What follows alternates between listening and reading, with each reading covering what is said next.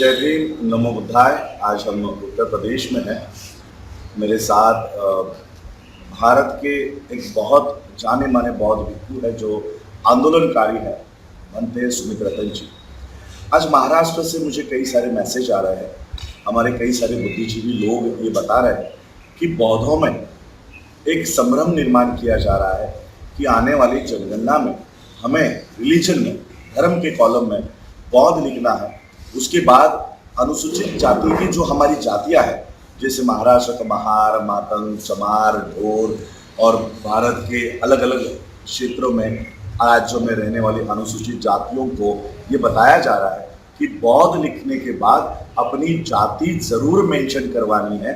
ये एक तरह का माहौल, एक तरह का संभ्रम पूरे देश भर में बनाया जा रहा है।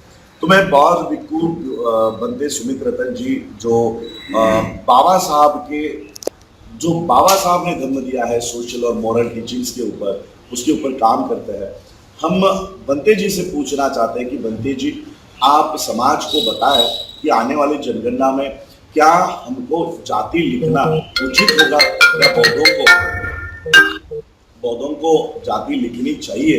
तो हम भंते जी से जानते हैं कि क्या करना चाहिए समाज के लोगों को। सम्मानित मुल्क के मालिकों, मैं बौद्ध भिक्षु सुमित्रतन स्पष्ट कर देना चाहता हूँ कि जो भारत में जनगणना कराई जा रही है और जिस तरह से अफवाह और प्रयास किया जा रहा है कुछ चतुर लोगों के द्वारा कि बौद्ध लिखें लेकिन अपनी जाति भी लिखें, ये भी अघोषित ब्राह्मणवाद है।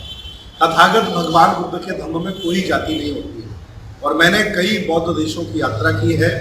मुझे किसी भी बौद्ध धर्म में किसी भी तरह की कभी कोई जाति नहीं मिली।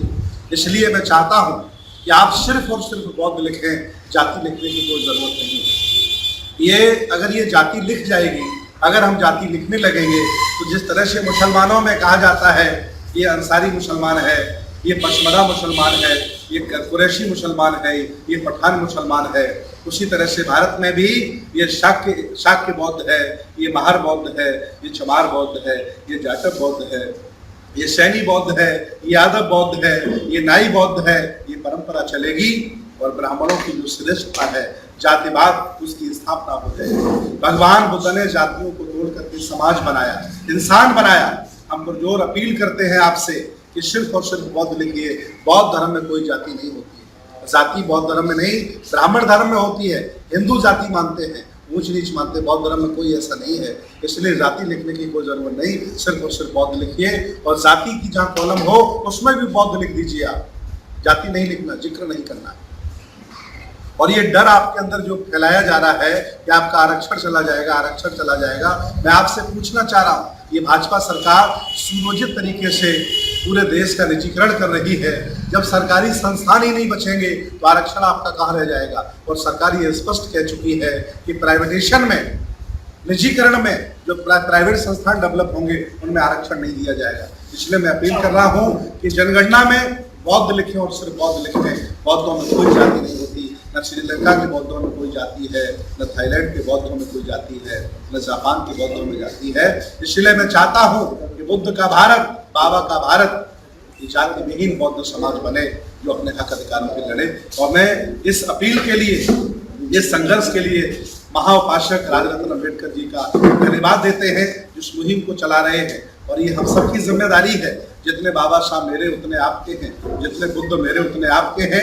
हम अपने हिस्से का काम कर रहे हैं, आप भी अपनी हिस्सेदारी सुनिश्चित करिए और मिलकर के इस छप्पर को उठाने का काम करते हैं। बहुत बहुत धन्यवाद, बहुत बहुत साधुवाद।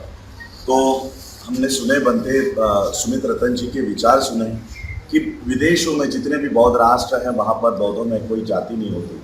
देखिए, मैं आप लोगों को बताना चाहता हूँ कि जो ब्राह्मणी व्यवस्था, जो ब्राह्मणवाद इस देश में बुद्ध के धम्म को तबाह नहीं कर पाया, बुद्ध के धम्म में कभी जाति नहीं घुसवा पाया।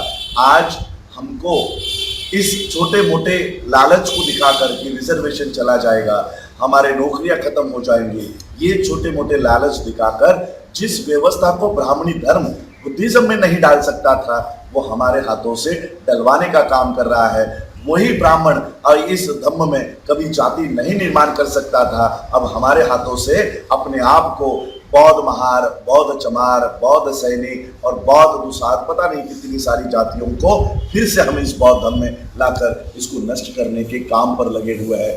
मेरी आप सबसे विनती है, छोटे मोटे लालच के लिए नौकरियां, वैसे ही आपकी प्राइवेटाइजेशन इस देश में हो गया है, नौकरी आपको पब्लिक सेक्टर में सरकारी नौकरी आपकी बची नहीं है। एजुकेशन, न्यू एजुकेशन पॉलिसी 2 दिन पहले मध्य प्रदेश में लागू हो गई है, अब पूरे देश भर में लागू हो जाएगी। यहाँ पर आपका कोई रिजर्वेशन नहीं होगा। जो रिजर्वेशन पहले से ही खत्म हो चुका है उसके लिए, उस रिजर्वेशन के लिए बौद्ध धर्म में जाति लाने का काम ना करे।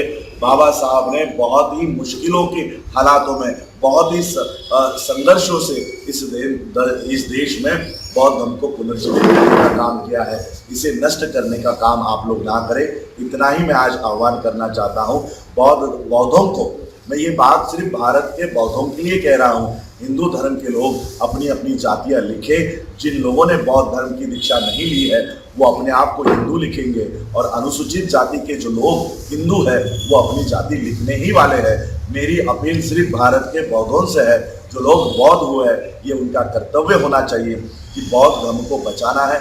उसके बाद धम्म के कॉलम में जो 2 कॉलम्स ऐड किए गए हैं कि whether you belong to SC और नॉट, आप लोग अनुसूचित जाति के हैं या नहीं, इस सवाल का जवाब देने में हमें कोई दिक्कत नहीं है। लेकिन इस सवाल का जवाब देने के बाद अगर आप हाँ में जवाब देते हो तो आपको जाति लिखनी अनिवार्य होगी कि उस अनुसूचित जाति में आपकी जात क्या है। ऊपर के कॉलम में बौद्ध लिखोगे, नीचे के कॉलम में चमार लिखोगे, आपकी आइडेंटिटी इस देश में बौद्ध चमार हो जाएगी, बौद्ध पासी हो जाएगी, बौद्ध नाई हो जाएगी, बौद्ध महार हो जाएगी। और यही व्यवस्था ब्राह्मणी धर्म फिर से भारत के बौद्धों के हाथों में शामिल कर देगी और बौद्ध धर्म को नष्ट करने का काम करेगी। मेरी आप सबसे गुजारिश है, अपने जनगणना में अपने आप को सिर्फ बौद्ध लिखे। अनुसूचित जाति का कॉलम और जाति का कॉलम ये हिंदुओं के लिए है जो अनुसूचित जाति में बैठे हुए हैं, जिन्होंने बौद्ध धर्म स्वीकारा नहीं है। ये हिंदुओं के कॉलम है, इस कॉलम को भरने का काम नहीं करें और अपने आप की गणना बौद्ध करें। बस इतना ही कहना चाहूँगा। आप लोगों ने सुना उसके लिए बहुत बहुत आभार, धन्यवाद। जय भीम, जय भारत, जय बुद्ध। मंगल कामनाएं, साधुवाद।